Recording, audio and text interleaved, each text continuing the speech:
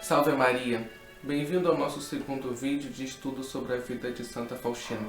Se você não assistiu ao primeiro vídeo, estarei colocando o link na descrição para que não percas desde o início o estudo sobre a vida desta grande santa. Bom, no último vídeo eu dei uma visão geral sobre a vida de Santa Faustina, desde o seu nascimento até a sua entrada no convento. E falei sobre grandes dificuldades que ela passou nesta época de sua vida. Mas as suas dificuldades não acabaram com a sua entrada no convento. Permaneceram até o fim de sua vida terrestre, quando ela deu adeus a esta vida e entrou na vida eterna. E nós veremos estes sofrimentos de Santa Faustina ao decorrer dos vídeos. Mas vamos dar continuidade aonde paramos.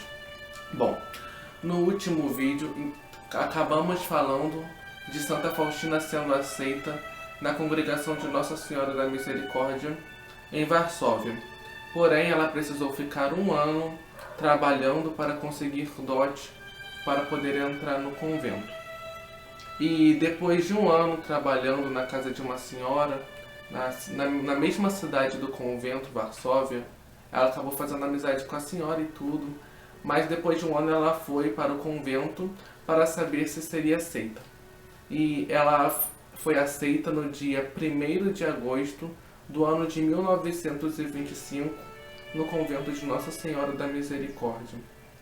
Quando Santa Faustina ingressa no convento, ela já inicia o seu postulantado.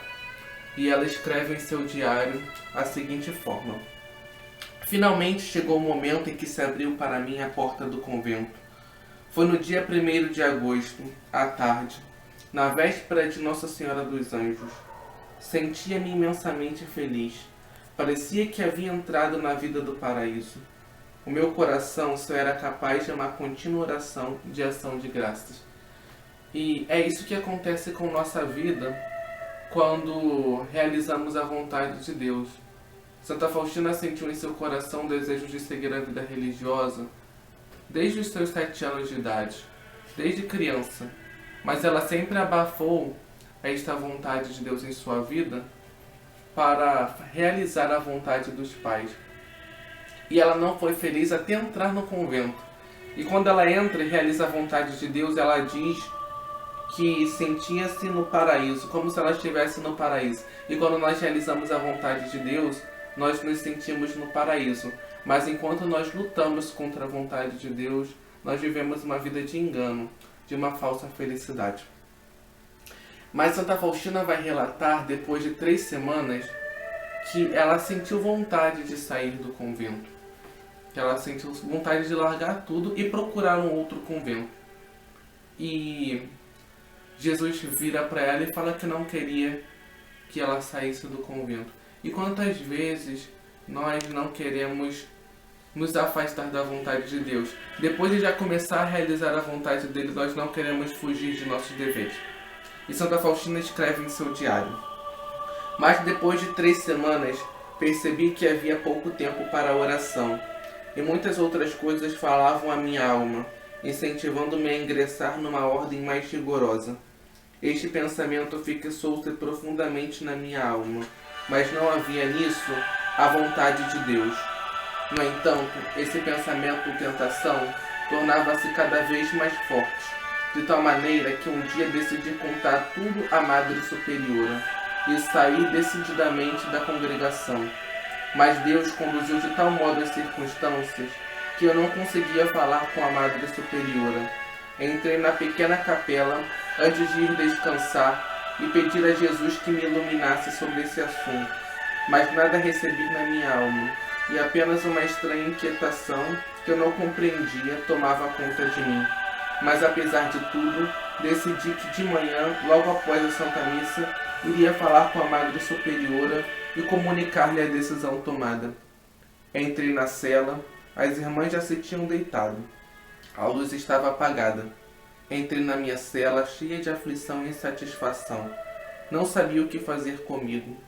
Lancei-me ao chão e comecei a rezar ardentemente para conhecer a vontade de Deus. Havia silêncio em toda parte como num sacrário. Todas as irmãs, tal como hóstias brancas, repousavam encerradas no cálice de Jesus, e apenas na minha cela Deus podia ouvir um gemido da alma.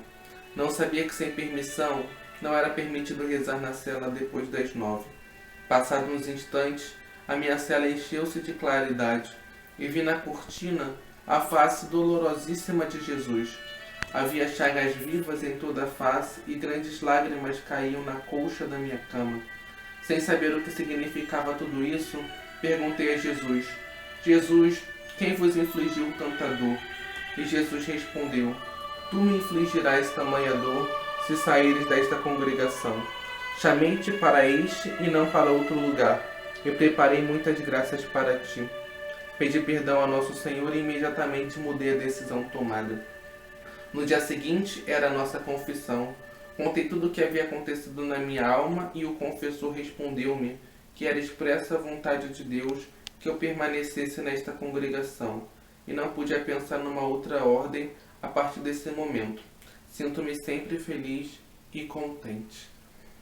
E nós vemos que Jesus trabalhou desde o início na vontade dele, porque ele não permitiu que Santa Faustina conseguisse falar com sua Madre Superiora, e depois ele apareceu a ela dizendo que Santa Faustina estava infligindo uma grande dor por não cumprir a vontade de Deus, por não cumprir a vontade dele. E quantas vezes nós vamos contra a vontade de Deus, e cada vez que nós vamos contra a vontade de Deus, nós estamos infligindo o coração, o Sagrado Coração de Jesus, que padece por grandes dores, por nossa falta de fé, por nossa falta de obediência. Então que possamos aprender com Santa Faustina a, antes de tomar qualquer decisão, rezar, ajoelhar no silêncio do nosso coração, em nosso quarto, e pedir para Deus revelar para nós a sua santa vontade. Santa Faustina, rogai por nós. Jesus, eu confio em vós.